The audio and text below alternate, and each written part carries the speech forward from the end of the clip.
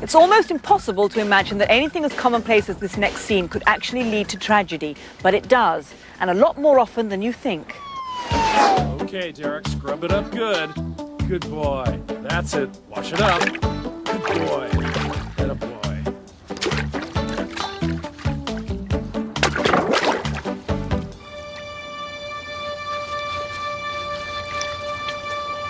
Derek?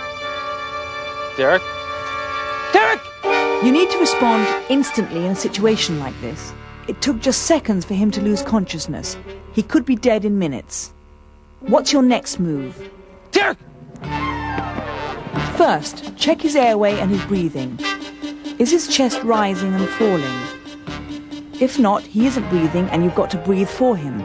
He's only got a few minutes before his brain starves for oxygen. Tilt his head back and pinch his nose shut. Give 2 slow breaths. Breathe until his chest slowly rises. Then check his pulse by putting a finger on his neck or wrist. If you can feel a pulse, continue to give him breaths for 1 full minute or about 20 breaths. Then check him again. If you have a chance, call emergency medical services or 911. Then repeat as long as the pulse is present. If the child does lose the pulse, you have to begin CPR, cardiopulmonary resuscitation. Every parent and caregiver should know how to give CPR. We can't teach it here, but we urge you to take a training course.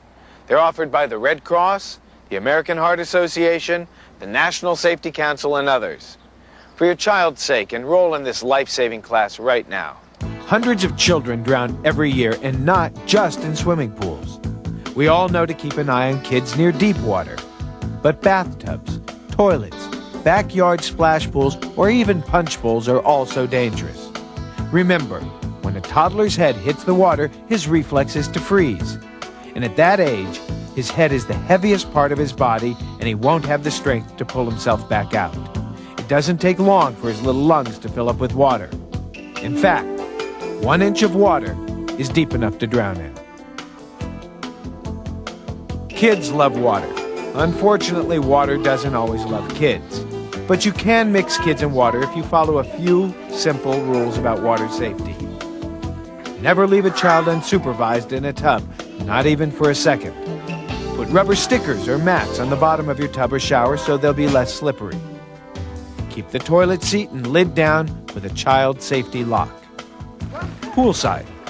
Don't rely on toys or inflatable mattresses to support kids in an emergency. Use a safety ring with a rope attached. Keep an extension pole nearby. Keep toys out of the pool area. And always have an adult present when kids are swimming. Close your swimming and wading pools with a fence on all 4 sides that a child can't climb. Remember, water is everywhere. Ponds, ditches, fountains, rain barrels, water cans, and buckets. Supervise your kids around these just as you would around the pool.